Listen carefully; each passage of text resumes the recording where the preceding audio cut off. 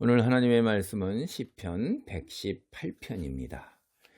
우리가 113편에서 118편까지를 제가 이제 6월절에 이스라엘 민족들이 불렀던 그 기도, 찬송, 이 시편이 기도이고 또한 찬송이니까 이집트 찬양시라고 이제 말씀을 드렸어요. 그러니까 6월절에 불렀던 찬양시, 그러니까 이스라엘 민족의 정체성, 내가 누구인가, 그리고 내가 바로 하나님의 구원으로 오늘 이 자리에 있게 됐다는 자기 존재의 그 의미를 깨닫는 거예요. 그리고 자기가 누구냐 하는 거예요.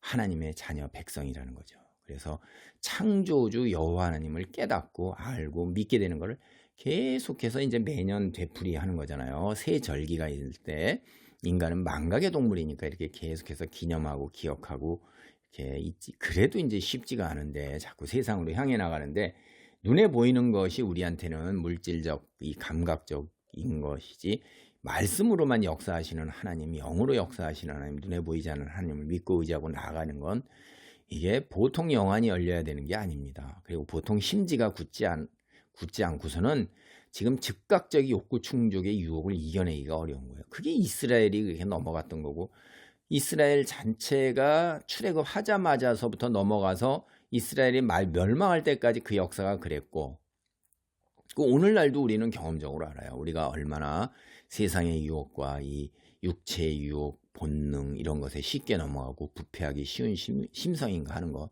그리고 성경을 보면 이 다윗과 같은 인물도 실패해서 넘어지는데 뭐 솔로몬은 뭐 말할 것도 없잖아요. 그 밑에 다른 사람들 중에서 정말로 믿음을 지닌 하나님의 관점에서, 우리가 믿음이라는 관점에서 볼 때 제대로 된 그 믿음을 가지고 늘 신실했던 사람이 그렇게 찾기가 쉽지가 않다는 거죠. 대부분 거의 뭐 바늘 찾기잖아요. 건초더미에서 대개 다 인간. 나 역시 그렇다는 거죠. 오늘날 그리스도인들이 많고 우리 사회에서도 엄청나게 쇠락해 가지만 여전히 그리스도인이 많고 교회도 얼마나 많아요. 세상에서. 그런데도 정말로 과연 하나님 앞에 바로 설 수 있을 때 수고했다 이렇게 칭찬받을 제대로 쓴 사람이 얼마나 되는가 하는 거를 이제 저도 이렇게 되돌아보면서, 그리고 제 스스로도 늘 언제나 이 하나님 말씀대로 따르고 순종하며 하나님 말씀 안에 머물고자 하는 싸움에서 늘 실패하는 일들이 참 많습니다. 그럴 때마다 좌절하고 낙담하고 힘들지만은 하나님께서 한 계단씩 끌어올려 주심을 믿고 그리고 버텨나가는 거죠. 이 118편은 그 이집트 찬양시의 마지막 노래로서 굉장히 이제 이렇게 틀에 박힌 표현들이 상당히 많이 나와요. 그래서 이제 감사하는 그런 마음인데 이 118편이 굉장히 중요해요. 이게 성령의 역사로 인해서 미래에 대한 계시. 그러니까 이 성경은요, 여러분이 보시면 한글 성경도 많이 읽어보면 여러분이 그냥 C줄 날줄로 계속해서 연결되어 있다는 걸 알 거예요. 낱말도 연결되어 있고 일어난 사건들도 연결되어 있고 상징과 비유가 계속해서 연결되어 있어요. 이 시편 예수님과 연관해서 신약 성경에서 사용해요. 그래서 이 시를 전적으로 메시아, 인류를 구원할 메시아와 연관해서 이제 해석을 해오고 있습니다. 우리가 26절에 보면 여호와의 이름으로 오는 자가 복이 있으며, 이게 이제 종려주일 때, 종려주일, 예수님이 뭐예요? 예루살렘에 입성하실 때 마태복음 21장 9절, 마가복음 11장 9절로 10절, 누가복음 19장 38절, 요한복음 12장 13절, 이때 종려주일 예수님이 예루살렘에 입성할 때 여호와의 이름으로 오는 자가 복이 있으며 연관돼서 나오잖아요. 그러니까 구약 성경이 있고 신약 성경이 있는 거지 구약이 왜 필요한가 뭐 이런 생각을 자꾸 하게 되면 이게 눈 먼 거예요. 그 다음에 보세요. 22절에 건축자가 버린 돌이 집 모퉁이의 머릿돌이 되었나니, 예수님께서 마가복음에서 12장 10절에서 직접 인용하시잖아요. 예수님이 당신이 건축자가 버린 돌이래요. 건축자가 여기서 누구예요? 이스라엘 백성과 이스라엘 유대의 종교 지도자. 이런 비유, 은유 이런 것들은 이제 눈을 뜨게 되는 거예요. 자꾸 읽어보면. 그 다음에 우리가 베드로도 사도행전 4장 11절에서 이 말씀을 인용하고, 바울도 에베소서 2장 20절에서 21절에 이 말씀을 배경으로 해요. 그리고 여호와는 내 편이시라 내가 두려워하지 아니하리니 사람이 내게 어찌할까? 6절에 이제 그런 말이 나오는데 로마서 8장 31절, 히브리서 13장 6절에서 인용되잖아요. 그러니까 성경이라는 건 이처럼 시줄 날줄로 계속해서 다 연결되어 있다 하는 거예요. 자, 이제 118편 본문으로 들어갑니다. 큰 위기에서 하나님의 구원을 경험한 사람이 하나님께 드리는 감사예요. 그래. 하나님의 기본적인 속성을 제가 뭐라고 그랬죠? 이제 여러분 헤세드 그리고 진실, 그렇죠? 하나님 진실, 그러니까 하나님의 선하심과 인자하심, 이거를 경험한 거예요. 그래서 감사와 간증이 이제 개인적인 거에서 공동체로 확대되고 있는 거예요. 그리고 신약에서 메시아이신 예수님께 적용되는 말씀들 아까 제가 이야기했다고 그랬어요. 1절로 4절입니다. 여호와께 감사하라. 그는 선하시며 그의 인자하심이 영원함이로다. 이제 이스라엘은 말하기를 그의 인자하심이 영원하다 할지로다. 이제 아론의 집은 말하기를 그의 인자하심이 영원하다 할지로다. 이제 여호와를 경외하는 자는 말하기를 그의 인자하심이 영원하다 할지로다.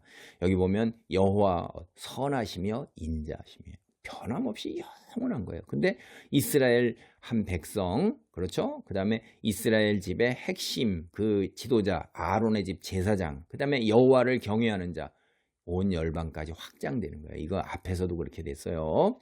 하나님의 은총을 경험해서 너무나도 흥분돼서 선하심과 인자하심, 당신의 백성과 자녀를 대할 때 선하심과 인자하심으로 선하심, 토부라는 거예요. 인자하심, 여기에 헤세드입니다. 헤세드. 그래서 선한 이는 오직 하나님 한 분인데 내가 나보고 선하다 하니 어찌미냐. 예수님께서도 그렇게 말씀하시는 거예요. 선하다는 거. 가장 좋은 걸로 늘 채우시는 분이 하나님이에요. 하나님의 백성. 이건 영원해요. 우리처럼 때에 따라서 달라요. 그때 달라요. 이런 게 아니에요. 하나님은. 그래서 이스라엘의 공동체 아론의 집 여호와를 경외하는 자들 순차적으로 이렇게 착 지적하면서 찬양과 이 인자하심이 영원할 거를 그거를 찬양으로 드려라 이렇게 얘기하는 거예요. 그래서 그의 인자하심이 영원하다 할지로다. 이게 세 차례나 후렴으로 반복되고 있죠. 그의 인자하심이 영원함이로다. 이렇게 반복 정형화된 표현으로. 그래서 이 여호와를 찬양하라 순차적으로 건멸하는 것들, 이게 다 분명히 구별된 사람들이에요. 구별된 사람. 여러분, 구별되지 않았으면 이스라엘 제사장, 여호와를 경외하는 자들, 결국 여호와를 경외하는 자들이 이스라엘과 제사장, 이게 뭐 굳이 이렇게 따로 구별해서 하겠어요? 그래서 여호와를 경외하는 자들인데 이스라엘과 제사장이 결국 뭐예요? 이방인들까지도 포함되는 거예요. 이게 여러분이 그렇게 해서 그렇게 받아들이는 게 이제 눈들이 열리게 되면 그런 거예요. 신약 저자들은 그래서 신약의 성경 지은 저자들이 시편의 일부를 예수님께 적용해 나가고 있잖아요. 그게 바로 그것도 바로 이게 이방인이 포함돼서 더 원이 확대되는 거예요. 우리가 바로 주님의 인자하심이 영원하며 주님을 찬양하는 여호와를 경외하는 자들이 우리예요. 우리가 된 거예요. 이게 예수님께 적용돼서 예수님이 오심으로 말미암아 너무나도 감사한 거죠. 이스라엘 바깥에 있었던 우리가 이제 이스라엘 안에 포함되는 영적으로 하나님의 백성, 이스라엘은 거기서 된 거죠. 기도합니다. 할렐루야. 하나님 감사합니다. 우리가 이제 이스라엘의 백성으로 하나님의 자녀로 택함받고 세우심을 입었습니다.